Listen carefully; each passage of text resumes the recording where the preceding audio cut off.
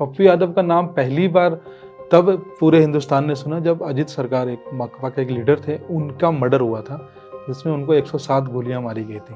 पूर्णिया के जो एसपी हैं उनका ये कहना है कि जो राम बाबू यादव है ये पप्पू यादव का ही जानने वाला है, उनके साथ का ही है और इसने पैसे लेके ये सारा धमकी वाला जो ये पूरा कार्यक्रम है ये चलाया है ताकि पप्पू यादव को Z+ या Z सुरक्षा मिल सके, मतलब थोड़ा सा वो दबदबा बना रहे। जो सवाल कल से चल रहा है और आज भी इस पे चर्चा हो रही है कि भाई कहीं ऐसा तो नहीं है कि उन्होंने सारा अपनी सिक्योरिटी के लिए कराया है। निदा फाजली की एक शायरी है, उसमें कहा है कि हर आदमी में होते हैं 10-20 आदमी, जिसे भी देखना बार बार देखना।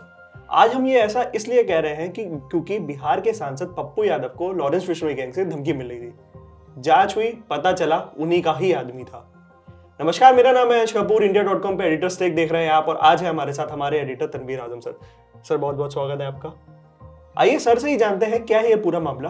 सर क्या हुआ, क्या जांच में पता चला? देखिए, पप्पू यादव जो हैं उनका जो असली नाम है वो राजेश रंजन है। पप्पू यादव उनको लोग प्यार से बोलते हैं क्योंकि वो ज़्यादा कॉमन नेम है, तो हम लोग भी डिस्कशन में पप्पू यादव ही यूज़ करेंगे। फिलहाल वो पूर्णिया से एमपी हैं। 7 बार के एमपी रह चुके हैं, ये 7वां उनका टर्म है। वो मधेपुरा से भी किसी ज़माने में एमपी थे। पप्पू यादव बिहार के लोगों के लिए एक बहुत जाना पहचाना चेहरा है और कई सालों से वो पॉलिटिक्स में एक्टिव है। जब पप्पू यादव का नाम आता है, जब हम लोग मतलब अपने कॉलेज और स्कूल के दिनों में थे, तो आप ये समझिए कि पप्पू यादव की जो छवि थी एक बाहुबली की थी। एक संपन्न परिवार से आते हैं और इनके मामा भी एक काफ़ी बाहुबली टाइप के इंसान थे। उन्हीं के छत्रछाया में पप्पू यादव ने अपनी राजनीति शुरू की थी। पप्पू यादव का नाम पहली बार तब पूरे हिंदुस्तान ने सुना जब अजित सरकार एक माकपा के एक लीडर थे, उनका मर्डर हुआ था जिसमें उनको 107 गोलियां मारी गई थी। उसमें मुख्य आरोपी जो थे वो पप्पू यादव थे। उस चक्कर में पप्पू यादव ने तकरीबन 8 साल जेल में गुजारे हैं, उसमें से कुछ साल उन्होंने तिहाड़ जेल में भी गुजारे हैं। बाद में इस मामले में सुनवाई के बाद उनको बरी कर दिया गया है, तो वो केस अब उनका ख़त्म हो चुका है। लेकिन वो जो बाहुबली वाली छवि है वो उनके साथ एक अटैच हो गई थी। फिर पप्पू यादव ने बहुत केयरफुली अपनी छवि को सुधारने की कोशिश की और कुछ बहुत हद तक कामयाब भी हुए।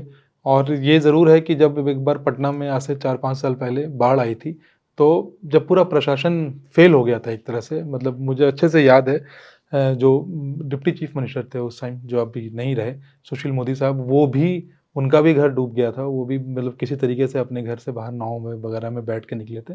तब पप्पू यादव और उनके जो लोग थे, उन्होंने घर घर लोगों को पानी की व्यवस्था और खाने की व्यवस्था कराई थी, उनका एक तरह से रेस्क्यू किया था। कोरोना काल में भी पप्पू यादव ने अच्छा काम किया। अब जो पप्पू यादव फिर से चर्चा में हैं, इस बार फिर से वो पूर्णिया से जीत के आए हैं। चुनाव भी बड़ा इंटरेस्टिंग था। वो उनको कांग्रेस से टिकट नहीं मिला, आरजेडी ने भी टिकट नहीं दिया, कांग्रेस आरजेडी दोनों साथ मिलकर लड़ रही थी। उन्होंने इंडिपेंडेंट लड़ा और वो पूर्णिया से जीत गए क्योंकि पप्पू यादव की एक वहाँ पे एक अच्छी पकड़ है, इसमें कोई दो राय नहीं है। लेटेस्ट जो जिस पे हम लोग चर्चा करने बैठे हैं वो ये है कि पप्पू यादव ने एक दिन लॉरेंस बिश्नोई का, जो जब बाबा सिद्दीकी की हत्या हुई और जिसमें लॉरेंस बिश्नोई गैंग का नाम आया, लॉरेंस बिश्नोई गैंगस्टर हैं जो जेल में बंद है, साबरमती की जेल में है अभी फिलहाल वो। तो उसमें जब नाम आया लॉरेंस का, तो पप्पू यादव ने एक स्टेटमेंट दिया कि मतलब मैं चाहूँ तो 24 घंटे में इसके पूरे गैंग को ख़त्म कर सकता हूँ। उसके बाद से लगातार उनको धमकियाँ मिलने लगी एलिजेडली, जैसा कि वो गाए बेगाए वो हर रोज़ कभी वॉइस कॉल भेजते थे पुलिस को कि देखिए हमें किसी ने फ़ोन करके धमकी दी है, किसी ने वीडियो कॉल करके दी है, किसी ने व्हाट्सअप मैसेजेस भेजे हैं कि भाई तुम्हें मार दिया जाएगा। कुछ ऐसे वीडियोज़ भी उनकी तरफ से रिलीज़ किए गए जहाँ कोई एक अनजान आदमी उनके घर की रेकी करता हुआ दिखाया जा रहा था। तो पुलिस इस पे काफ़ी ये थी कि भाई आखिर ये कहाँ से आ रहे हैं। पुलिस ने एक बंदे को फिर अरेस्ट किया है कल परसों में, उनका नाम है राम बाबू यादव। अब पूर्णिया के जो एसपी हैं उनका ये कहना है कि जो राम बाबू यादव है ये पप्पू यादव का ही जानने वाला है, उनके साथ का ही है और इसने पैसे लेके ये सारा धमकी वाला जो ये पूरा कार्यक्रम है ये चलाया है ताकि पप्पू यादव को Z+ या Z सुरक्षा मिल सके, मतलब थोड़ा सा वो दबदबा बना रहे, क्योंकि ये तो सब चाहते हैं कि भाई उनके साथ 7-8 गनर साथ में हो थोड़ा। अब पप्पू दिन में ये चर्चा हुई जब ये पूरी खबर ने तूल पकड़ा कि भाई पप्पू यादव सुरक्षा के लिए करा रहे थे, और जैसा कि उस आदमी ने एलिजेडली कन्फेस किया है पुलिस के सामने कि भाई हमें 2000 रुपये दिए जा रहे थे इसके लिए, फिर वादा किया गया था कि आपको पॉलिटिकल पद भी दिया जाएगा और ये सब हमसे करवाया गया है।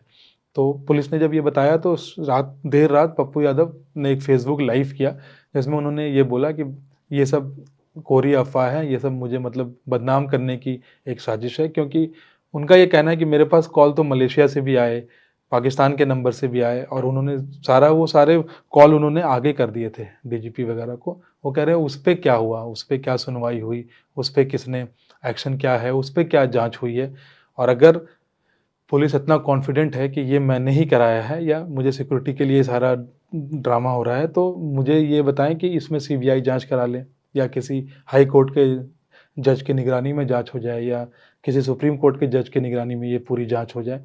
तो ये इस तरीके से मतलब अब इस पे ये कहना कि ये पप्पू यादव ने कराया है या वो जो आदमी कह रहा है वो सच है, देखिए यहाँ पे हम ये वर्डिक्ट तो कोर्ट पास करेगी, वो कोर्ट का फैसला होगा।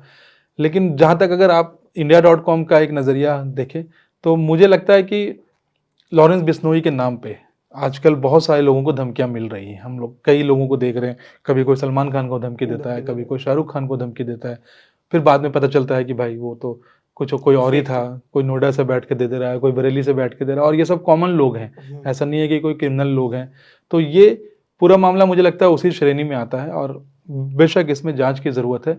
लेकिन हाँ, ये है कि क्योंकि पप्पू यादव की छवि ऐसी है, तो उसके साथ ना मतलब थोड़ा सा लोगों को ये है कि कहीं ऐसा तो नहीं है कि ये खुद का अपना ये। अब पप्पू यादव ये भी कह रहे हैं कि भाई, और ये हकीकत है कि वो बहुत ज़्यादा सिक्योरिटी में नहीं घूमते हैं, आराम से अपना घूमते हैं, दिल्ली में रहते ही हैं, यहाँ सांसद हैं, पूर्णिया में भी उनके साथ मतलब जो नेताओं का एक ग्रुप होता है, तो उनके साथ एक उनके लोग होते हैं, वो तो होते हैं, लेकिन ऐसा नहीं है कि बहुत सारे गनर्स उनके साथ में होते हैं।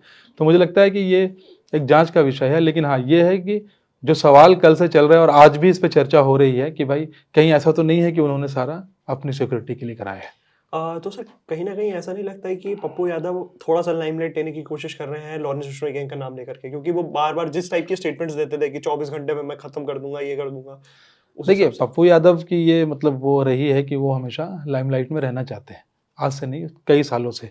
और उन्होंने बहुत सारे काम भी इसलिए किए हैं कि मतलब उसको कैमरा कवर करे। वो अक्सर ऐसे अलग अलग अतरंगी किस्म के कार्य भी करते रहे हैं। कभी किसी एक मुझे याद है सिवान में एक बड़ा सा कॉम्प्लेक्स था, उसके अंदर बहुत सारे एम्बुलेंस लगे हुए थे, वो ढके हुए थे, वो उसमें घुस गए उस दीवार फांद के, मतलब गैर कानूनी एंट्री एक तरह से हुई, बाद में केस भी हुआ। और उन्होंने वो सारे एम्बेसडर, वो सारे एम्बुलेंस ढके हुए थे, छोटे वाले जो इको वाले होते हैं, उन्होंने खोल के दिखाया कि देखिए यहाँ ऐसे पड़े हैं लोग, उधर कोरोना में परेशान हो रहे हैं।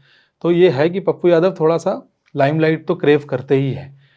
ये अगर ये सारा वो थोड़े थोड़े वो छोटी छोटी बातें करना अलग बात है, लेकिन ये पूरा अगर इस तरीके से उन्होंने मैनेज किया है, तो ये अगर जांच के बाद आता है तो ये वाकई मतलब मेरे लिए तो बहुत चौंकाने वाला होगा। थैंक यू सर, आपने इस महत्वपूर्ण जानकारी पे अपनी राय दी हमें। ऐसी और भी वीडियोस के लिए बने रहिए हमारे साथ। Thank you for watching.